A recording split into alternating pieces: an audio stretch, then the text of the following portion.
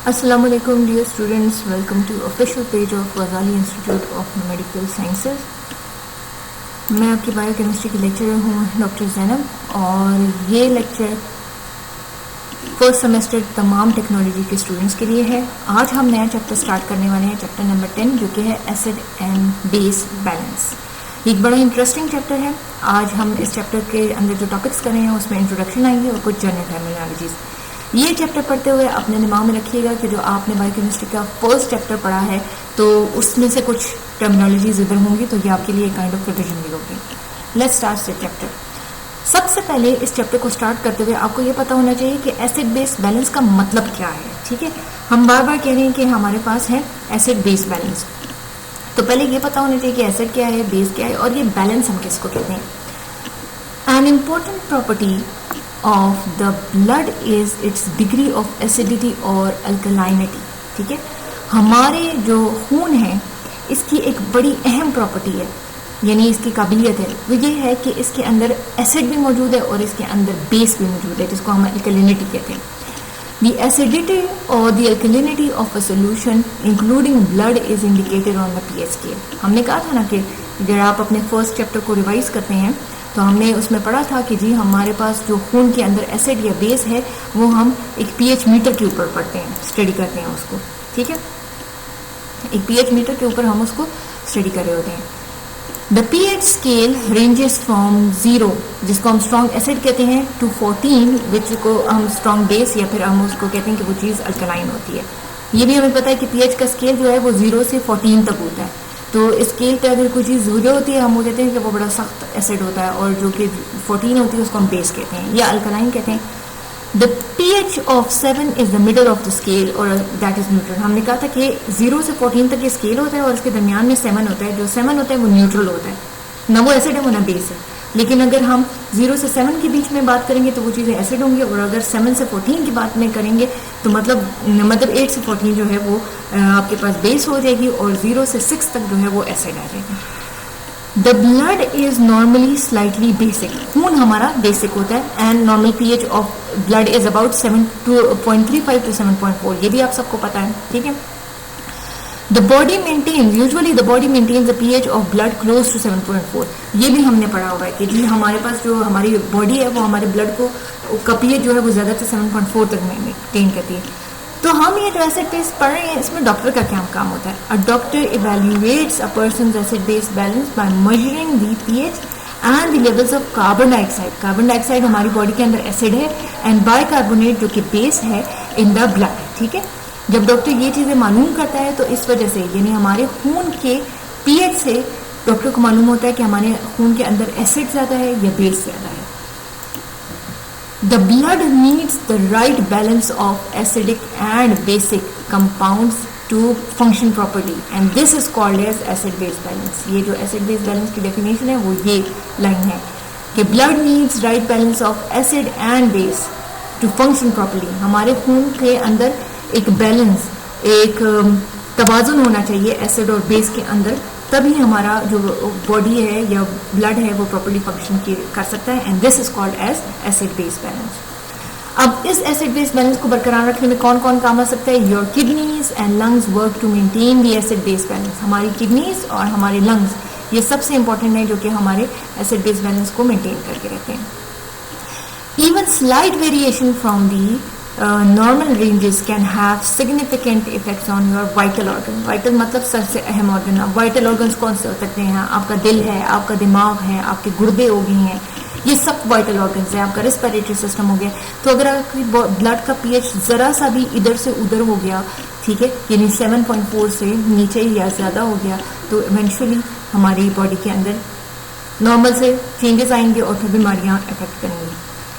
Acid and alkaline levels are measured on a pH scale. ये बार बार हम पढ़ रहे हैं कि हम खून के अंदर एसिड और बेस या अल्कलाइन लेवल को कैसे मेजर करेंगे, तो वो हम करेंगे with the help of pH scale.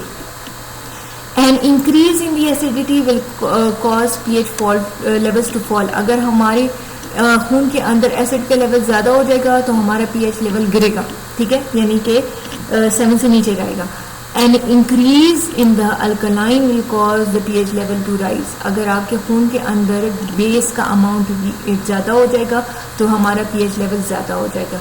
अगर हमारे खून के अंदर एसिड का लेवल ज़्यादा होगा तो फिर बेस जो पीएच का लेवल है वो गिरना शुरू हो जाएगा। ठीक है, तो यहाँ पे हमने क्या कहा कि जी अगर हमारे बॉडी के अंदर जो है वो एसिड का लेवल जो है, एसिड ब्लड के अंदर इंक्रीज हो जाता है एसिड का level, so this will cause decrease in the blood pH. इसी तरह अगर हमारे पास अल्कलाइन या हम कहते हैं कि जो बेस है वो हमारे ब्लड के अंदर ज़्यादा हो जाती है तो फिर क्या होगा, हमारा पीएच भी ज़्यादा होना शुरू हो जाएगा। ठीक है, पीएच भी ज़्यादा होना शुरू हो जाएगा।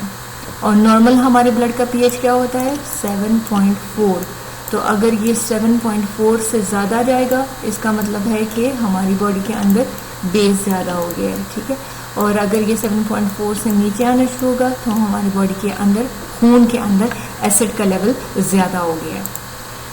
यहाँ पे एक डायग्राम आपको नजर आ रही है जिसमें एक एसिड बेस बैलेंस बताया गया है। ठीक है, acid base balance refer to the mechanisms that the body uses to keep its fluid close to neutral pH. ये वही बात बार बार कह रहे हैं कि जी एसिड बेस बैलेंस का काम क्या है कि ये हमारी बॉडी फ्लूइड यानी कि हम बॉडी के अंदर जो ब्लड है उसका पीएच न्यूट्रल रखने की कोशिश करता है। That is neither acidic nor basic, ना ही तो हमारे ब्लड के पीएच को वो एसिड बनने देता है, ना ही उसको बेस बनना रहता है, बल्कि उसको 7.4 नॉर्मल रखना पड़ता है so that the body can function normally. ये पूरी की पूरी वही बात दोबारा आ रही है। Arterial blood is normally closely regulated to between 7.35 to 7.4 हमने कहा है। ठीक है, यहाँ पे हम कहते हैं 7.4 ये जो है ये बैलेंस है। अगर इससे ज़्यादा हो कि इस तरफ आना शुरू हो जाए तो फिर आपके एसिड का लेवल ज़्यादा होगा, इस तरफ ज़्यादा होना शुरू हो जाए तो आपके बेस का लेवल ज़्यादा होगा, बैलेंस ख़राब होगा। अब जी आते हैं कुछ इंपॉर्टेंट टर्मिनोलॉजीज पढ़ते हैं। ये जो पीछे से हम एसिड बेस कह रहे हैं तो आज हम इसमें करेंगे कि एसिड किसको कहते हैं। दो सब्सटेंसेस और मॉलिक्यूल्स और compounds which can give a hydrogen ion in an aqueous solution is known as acid. वो वाले सब्सटेंसेस जिसको आप एक्वस सोल्यूशन यानी पानी के साथ मिक्स करते हैं वो आपको हाइड्रोजन आयन देता है तो वो एसिड होगा। फॉर एग्जांपल हमने यहाँ पे किया हुआ है कि HCl प्लस H2O हमने डाला तो उसमें हमें H positive plus Cl negative दिया इसलिए एसिड है। H2SO4 प्लस वाटर का हमने किया तो हमें यहाँ पे दोबारा 2 मॉलिक्यूल ऑफ हाइड्रोजन मिले हैं।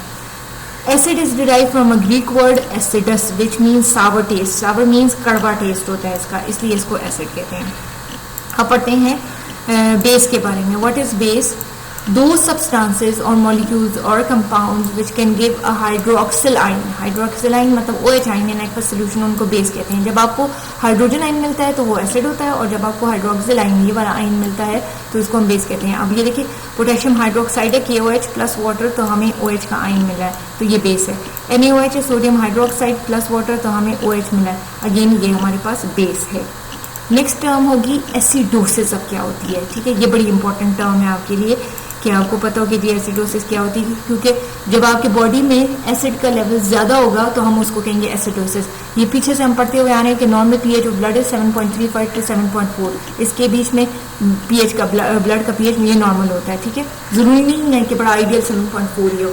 The blood pH less than 7.35 is called as acidosis. अगर आपके ब्लड का पीएच 7.35 से कम हो जाए तो हम उसको कहेंगे कि एसिडोसिस है। ठीक है, बॉडी में एसिड का लेवल ज्यादा हो गया तो हम कहेंगे कि एसिडोसिस है। और ये हमें कैसे पता चलेगा? जब हम ब्लड का पीएच चेक करेंगे, ब्लड का पीएच 7.35 से कम होगा तो हम कहेंगे कि हमारे ब्लड के अंदर जो है एसिडोसिस हो गई है, बॉडी में एसिडोसिस हो गई है। It means that excessive addition of hydrogen ion in the body fluid. आपके बॉडी के अंदर जितने भी फ्लूइड्स हैं उन सब के अंदर हाइड्रोजन आयन की कंसंट्रेशन जो है वो बहुत ज्यादा हो गई, नॉर्मल से ज्यादा ऐड हो गई है। When the levels of acid in your body are too high, it is called as acidosis. या तो ये पहले वाला कर लें, ठीक है, ये भी डेफिनेशन है एसिडोसिस की और ये भी है। When the acid level in your blood is too high, so this is called as acidosis. अब इसके अगेंस्ट दूसरी टर्मिनोलॉजी आती है जिसको हम कहते हैं अल्कलोसिस, यानी यहाँ पे बेस का लेवल ज्यादा हो गया। The blood pH more than 7.4 is called as alkalosis. It means that excessive removal of hydrogen ion from the body fluid will occur. ठीक है, एसिडोसिस में आप पीछे चेक करते हैं, पीछे साइड पे जाते हैं। एसिडोसिस में हाइड्रोजन आयन की एडिशन हो रही है, एडिशन ऑफ हाइड्रोजन आयन हमने कहा है।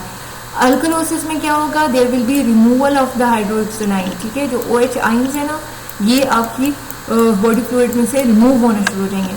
The pH of blood should be maintain constant, constant मतलब बिल्कुल 7.35 से 7.4 के बीच में आपने मेंटेन रखना है। Extreme changes in the blood pH will lead to death, अगर बहुत ज्यादा चेंजेस हो जाती हैं ब्लड के pH में तो उससे डेथ हो सकती है। When your blood is too alkaline, यानी कि उसके अंदर से हाइड्रोजन आइंस बहुत ज्यादा रिमूव हो गए हैं, ठीक है। एडिशन ऑफ हाइड्रोक्सिल आइन हो गई, यहाँ पे हम कह रहे हैं रिमूवल ऑफ द हाइड्रोजन आइन बहुत ज्यादा कम हो गए हैं, तो फिर हम उसको कहते हैं कि उसको एल्कलोसिस कहते हैं, ठीक है। या तो आप यूं कह सकते हैं कि जी हमारे ब्लड का pH जो है वो मोर देन 7.4 है, तो उसको एल्कलोसिस कहेंगे। या आपके ब्लड इज टू अल्कलाइन, तो this is called as alkalosis. Thank you so much for listening to this lecture, and if you have any suggestions or queries, ask it at the given question. Thank you for listening.